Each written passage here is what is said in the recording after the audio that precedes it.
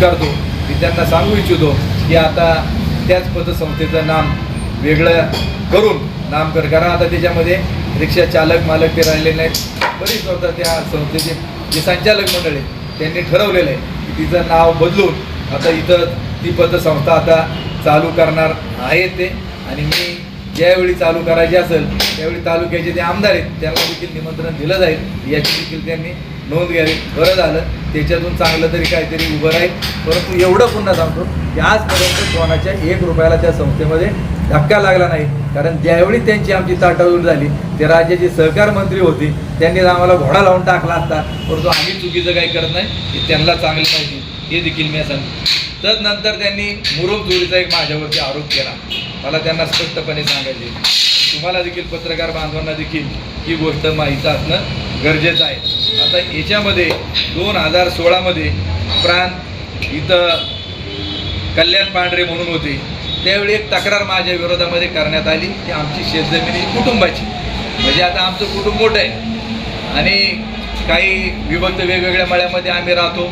परंतु एकत्रितरित्या शेती करत असताना सर्वांना वाटतं की हे सगळे एकाच्याच नावावरती किंवा काय, तर त्याच्यामध्ये आमचं निकम कुटुंब आहे, निगूढ कुटुंब आमचं एकत्र आहे. तर त्यावेळी जमिनीची लेवल चालू असताना आमच्याच गावातला एक RTIचा कार्यकर्ता आहे, त्यांनी एक तक्रार केली आणि याच्यामध्ये स्पष्ट प्रांताच्या ह्याच्यात शिवाजीराव आढळराव पाटील आणि त्यावेळेचे महसूल मंत्री 2016ला त्यांनी या प्रकरणाची चौकशी झाली पाहिजे असं केलं. आणि राजकीय दबावापोटी माझं नाव त्याच्यामध्ये टाकून, कारण माझा कुठलाही त्याच्यामध्ये 7 बाऱ्याला देखील नाव कुठल्या प्रकारचं माझं त्याच्यामध्ये नव्हतं, माझ्या नावाची जमीन देखील नव्हती. आणि त्या याच्यामध्ये एकूण जो दंड त्याच्यामध्ये करण्यात आला तर ती दंडाची रक्कम 61,62,000 रुपये होती. त्याच्यानंतर त्याच्या विरोधामध्ये आम्ही अपिलामध्ये गेलो. मग 16मध्ये ही घटना घडली आणि हे अपील चालून कलेक्टरकडे चाललं, त्याच्यानंतर तहसीलदाराकडे चाललं आणि तदनंतर ज्यावेळी सगळी केस डिटेलमध्ये आली त्यावेळी 28/2/2022 रोजी या केसचा निर्णय झाला. आणि केसचा निर्णय झाल्यानंतर त्याच्यामध्ये असा निर्णय तहसीलदारांनी दिला की वादी म्हणून माझं नाव त्याच्यामध्ये होतं, प्रतिवादी होते. आणि तहसीलदारांनी जो निर्णय दिला की निकाल पत्रात नमूद केलं, तुम्हाला लागले याची प्रिंट मी काढून देईल, वादी व प्रतिवादी 2 यांच्या विरुद्ध तत्कालीन तहसीलदार यांचा आदेश गामगावानं दिलेल्या गैरचौक आमक्षता बदल करण्यात येऊन वादी क्रमांक 1 म्हणजे देवदत्त जयवंतराव निकम आणि वादी क्रमांक विरुद्ध प्रतिवादी दत्तात्रय मारुती इसके व सगळं कुटुंबीय यांचे नावे दंडाच्या आदेशातून वगळण्यात येत आहेत. अशा प्रकारचा आदेश झालेला आहे. आणि मला आमदारांना सांगायचं आहे की तुम्ही ज्यावेळी आमदारकीची शपथ घेता त्यावेळी तुम्ही ज्या शपथीमध्ये घेतलेलं असतं की आता काय शपथ आहे ते आता जरा रेकॉर्डवरून आपल्याला काढावं लागेल, परंतु तुम्हाला खोटं बोलण्याचा नैतिक अधिकार घटनेमध्ये नाही, कोणाची बदनामी करण्याचा अधिकार नाही. मला या निमित्ताने सांगायचे, जर 25 लाख रुपये तुम्ही म्हटलात की मी सांगून माझ्या हातापायाचे पडले 25 लाख रुपये दंडावरती ते हे करण्यात झालं, आमदारांना माझं जाहीर आव्हान आहे, जर 25 लाख जर दंड झाला असेल ती ऑर्डर त्यांनी दाखवावी. 25 लाख मी दंड भरला असेल किंवा 10 रुपये भरला असेल ती पावती त्यांनी त्या ठिकाणी दाखवावी. आता 25 लाखाचं त्यांचं म्हणणं आहे, मी तुम्हाला ही ऑर्डर याच्यात निकालाची ही दाखवलेली आहे. तर त्यांनी माझ्या जो मानहानी केली, माझे म्हणजे काय आपण त्याला बदनामी केली, याबद्दल त्यांनी जाहीर माफी मीडियाच्या समोर मागितली पाहिजे. हे माझा त्यांना रोखटोक सवाल आहे. तुम्हाला कोणी असा घटनेने अधिकार, तुम्ही तालुक्याचे आमदार आहात, तुम्ही जबाबदारपणे त्या ठिकाणी पुराव्यानिशी बोललं पाहिजे. जसं मी पुराव्याने सांगतो, आढळराव पाटलांचं मी नाव घेतलं कारण त्यांचं नाव या ऑर्डरमध्ये काही त्यांनी चौकशीची त्यावेळी मागणी कारवाईच्या बाबत केलेली होती. अशा प्रकारचा आहे. आणि त्यांना तो दंड त्या केसमध्ये भरावा लागला ज्यांची जमीन, तो फक्त त्याची रक्कम आहे 1,01,400. हे 25 लाख यांनी आणले कुठून, याचं देवदत्त निकम यांच्या नावावर, त्याचं उत्तर आमदारांना द्यावंच लागेल, सुट्टी नाही.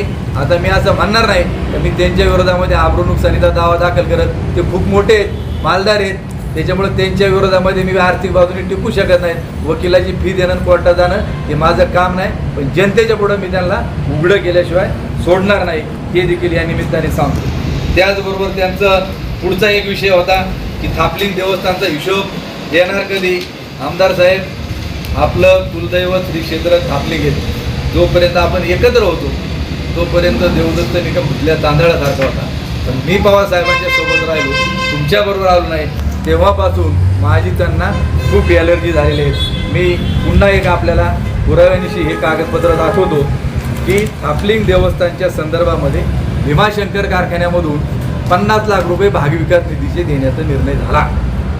आणि त्याचे आता काय निवडणुकीच्या काळात 8 करोड रुपये वाटले जाशील, कोणाचा एक कागद नाही, काय नाही. परंतु आता देवदत्त निकम त्या ट्रस्टचा अध्यक्ष आहे, ट्रस्टी तिथं आहे, ग्रामस्थ आहेत, मग अडवायचा कसा. पहिलं मला पत्र म्हणजे देवस्थान ट्रस्टला की 9 मार्चला कारखान्याच्या MDच्या सहीनं पत्र आलं की 50 लाख मंजूर करण्यात आले, परंतु की थापलिंग देवस्थान ट्रस्टचे मागील 3 वर्षाचे ऑडिटेड ताळेबंद पत्रक, नापातोटके पत्रके, कामाची इस्टिमेट व पूर्तता अहवाल सादर केल्यास निधीची रक्कम उपलब्ध करून देता येईल अशा प्रकारचं पत्रक 3 वर्षाचे ऑडिट झाल्याचं सगळं आम्हाला रेकॉर्ड पाहिजे. आणि तदनंतर 26 मार्चला यांनी आम्हाला पत्र दिलं, 9 मार्चला, 26 मार्चला आम्ही सगळी कागदपत्र दिली आणि त्याची पोच कारखान्याकडून 28 मार्चला ही मिळालेली आहे. आणि आपणा सर्वांच्या माहितीकरता सांगतो की त्यांना जे ऑडिट रिपोर्ट दिले हा 21-22चा आहे कारखान्यात, त्याच्यानंतर हा 22-23चा आहे आणि हा जो आहे 23-24चा आहे. ह्या प्रकारचं हे. आणि हे जे ऑडिटर आहेत हे आहेत गुंड गावडे आणि कंपनी. आता गुंड गावडे आणि कंपनी जे थापलिंग देवस्थान ट्रस्टचं ऑडिट करतं तेच गुंड गावडे शरद सहकारी बँकेचं करतं आणि भीमाशंकर कारखान्याचं देखील करतं. त्यांना जर काही याच्याबाबत शंका असेल हिशोबाची, त्यांनी त्या ऑडिटरला बोलवावं, त्यांनी थापलिंग देवस्थानवरती यावं.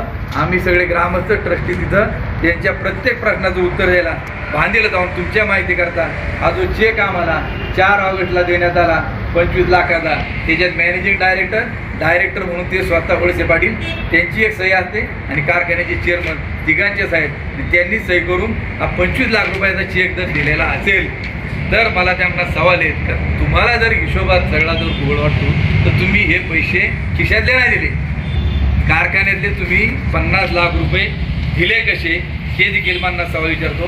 आणि ज्यावेळी आपण दुसऱ्याकडे बोर्ड दाखवतो त्यावेळी मला त्यांना विचारायचे की आजपर्यंत तुम्ही तुमच्या खिशातले थापलिंग देवस्थानला किती रकमेची पावत्या फाटल्यात ते देखील त्यांनी जनतेच्या समोर त्या ठिकाणी सांगावं. हे देखील मी आपल्या सर्वांना सांगतो. मी किती